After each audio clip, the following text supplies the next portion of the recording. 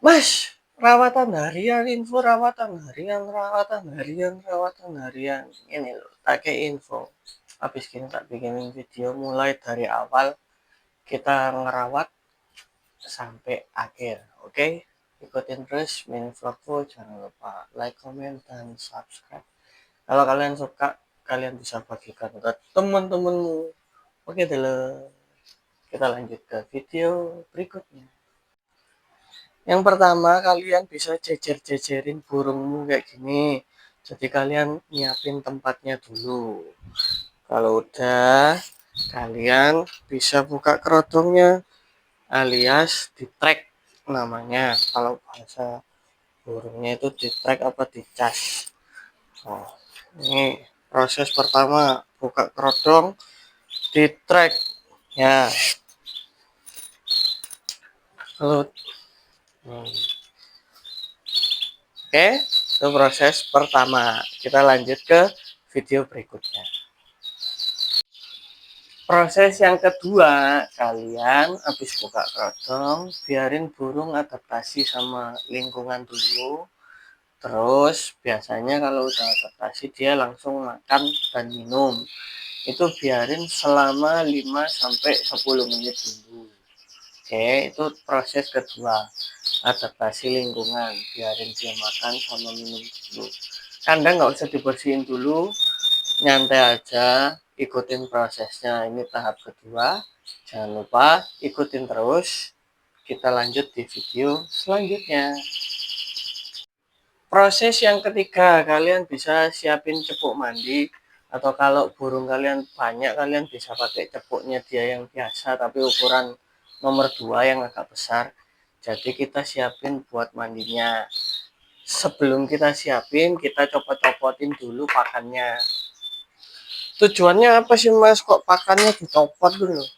Jadi burung tuh fokusnya langsung ke mandi.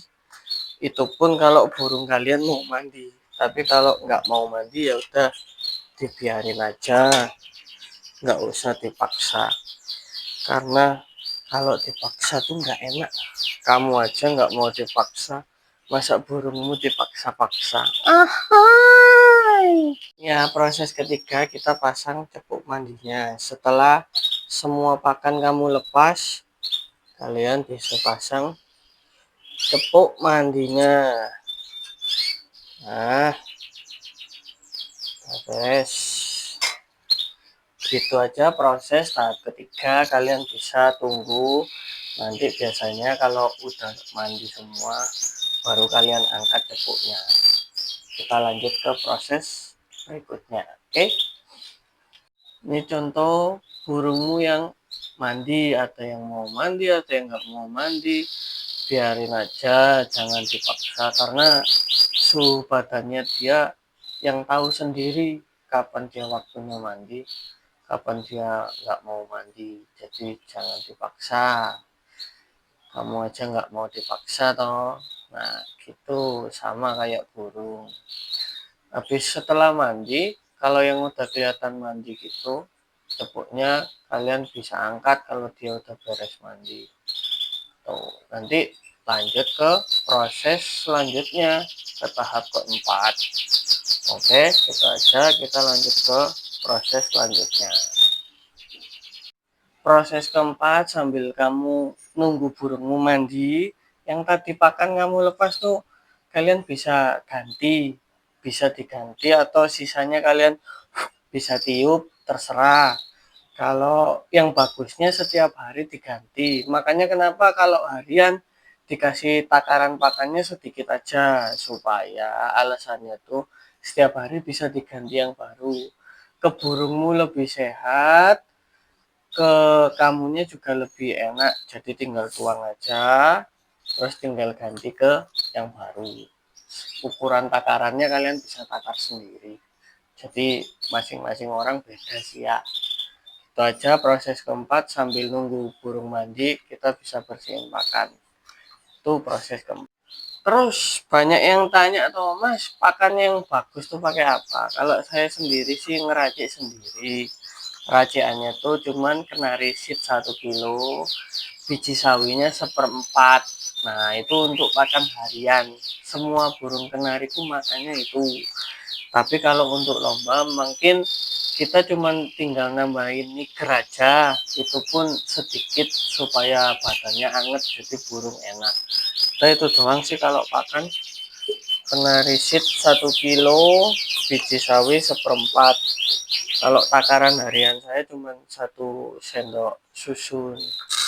Nah, udah segini aja. Setiap 1 hari diganti. Oke, kita lanjut ke tahap ke-5 selanjutnya. Oke. Kita masuk ke tahap yang kelima. Habis burungmu selesai mandi, ya, kita bersihin area dalam sangkar. Sambil kita tarik semua alas sangkarnya, kita bersihin. Itu masuk ke tahap yang kelima. Alas sangkar kalian bersihin. Kalian gosok. Kalau aku pakainya ginian. Gosok alas karpetnya sampai bersih.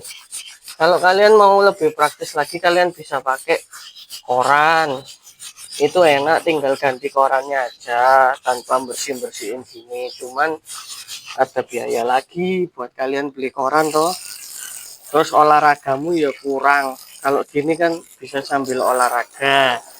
Jadi saya milihnya mending nyuci gini alasannya. Tapi kalau kalian yang budgetnya banyak, males mas, males ribet, ya udah pakai koran aja. Jadi kalian bersihinnya tinggal tarik koran, ganti yang baru, beres. Ini tahap yang ke-5. Oke lur, kita lanjut ke tahap selanjutnya. Tahap yang selanjutnya, habis kalian udah bersihin alasnya, kalian bisa pasang lagi, ya toh, bisa pasang lagi, dirapiin lagi. Terus lanjut ke pasang pakannya yang tadi kalian udah ganti baru, kalian masukin. Nah, kalian bisa ganti air minumnya juga. Oke. Setelah itu kalian masuk ke tahap selanjutnya, adalah tahap pemisahan burung atau penyekatan. Jadi habis mandi bersama tuh, usahain dipisahin sama burung yang lain itu yang di belakang. Bisa kalian sekat pakai kerodongnya aja kalau memang rumahnya sempit. Tapi kalau rumahnya luas ya satu ditaruh dalam, satu ditaruh luar. Intinya tuh supaya dia bunyi dulu. Jadi buang birahi, buang emosinya. Itu alasannya. Oke. Ini proses berikutnya adalah proses yang terakhir. Habis kalian bersihin kandang, kalian udah ganti pakan yang baru, minum yang baru, kalian bisa proses sekat atau dipisahin. Jadi antar burung tuh dipisahin lur, supaya dia mau bunyi-bunyi.